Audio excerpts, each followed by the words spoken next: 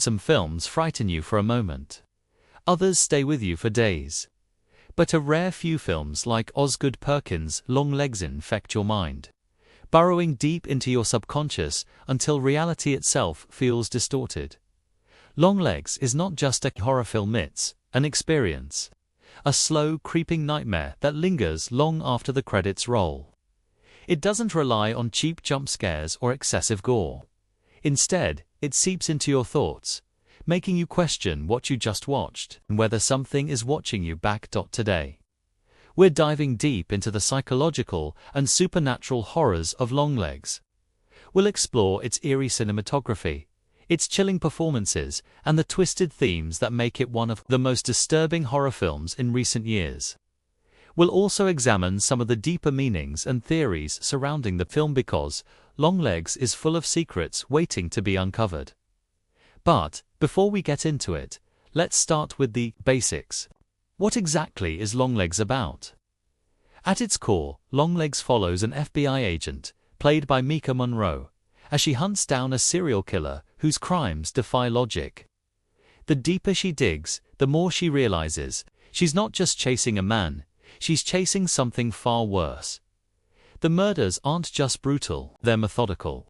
There's a pattern, an intelligence behind them that suggests something beyond human understanding. Victims aren't just killed, they're chosen. And that's where the true horror of Longlegs begins to reveal itself. The film takes a procedural approach, much like Silence of the Lambs or Seven, but with a disturbing supernatural undercurrent. Clues appear where they shouldn't. Evidence vanishes. The killer seems to be one step ahead at all times, as if he's bending reality itself. But Longlegs isn't just a serial killer film. It's a film about fate, about forces beyond our control, about the feeling that no matter what we do, some horrors are meant to happen. Now, let's talk about Nicolas Cage. Cage has always had a knack for playing unhinged characters, but Longlegs takes it to a new level.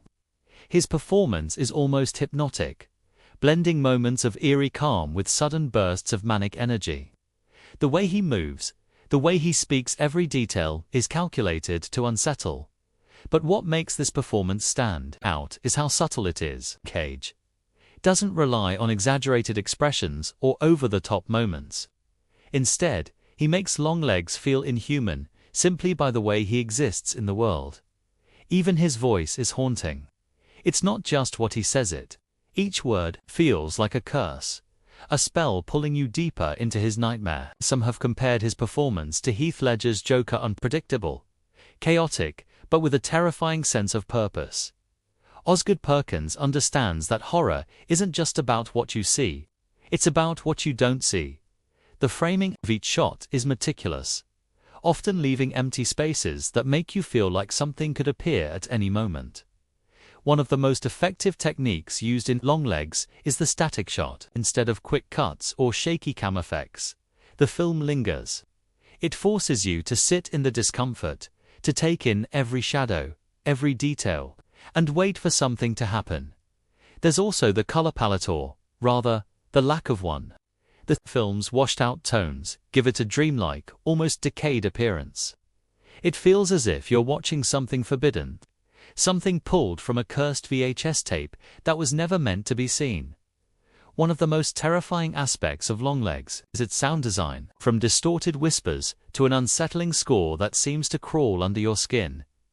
Every noise feels like a warning, and then there's the silence. Perkins understands that silence is just as powerful as sound. Some of the scariest moments in the film are when everything goes quiet, when you're forced to listen to the nothingness. Then, there are the whispers. Some scenes contain barely audible voices, as if something or someone is speaking just beyond your hearing range. Are these the voices of Longlegs' victims, or are they something even older? Beyond the scares, Longlegs explores deeper themes, fate and evil. The idea that some people are born with a connection to darkness, whether they choose it or not. This isn't just a serial killer story, it's about predestination, about the inescapability of evil. What if some forces are too powerful to fight? What if horror isn't just something that happens, but something that's meant to happen? This brings us to the film's symbolism. Throughout Longlegs, we see cryptic symbols, numbers, and patterns left at crime scenes. Are they clues? Or are they part of something much larger? Asterisk, some have speculated that these markings represent a ritual, something supernatural that Longlegs is carrying out. Others believe the film is a commentary on generational trauma, with the protagonist being drawn into a cycle of violence she was never meant to escape. Then, there's the question of whether Longlegs is even human. The way he moves, the way he seems to know things no normal person should. Some believe he's a demonic figure, a vessel for something older than time itself. Let's talk about some fan theories, because this is a film designed to be dissected. One theory suggests that Longlegs isn't a person, but an entity that possesses different people over time. This would explain why his crimes seem to span generations, and why his influence appears to extend beyond normal human capabilities.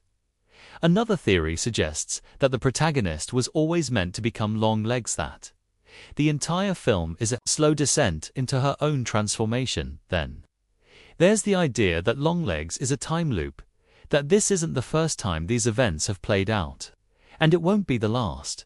Whether you see Longlegs as a psychological thriller or a supernatural horror film, one thing is clear: it's an experience that stays with you. Few films can create this level of unease, this sense that you're watching something you weren't meant to see. But now, I want to hear from you. What do you think Longlegs is really about? Do you believe in the supernatural elements, or is there a deeper psychological explanation? Let's discuss in the comments. And remember, some nightmares never really end.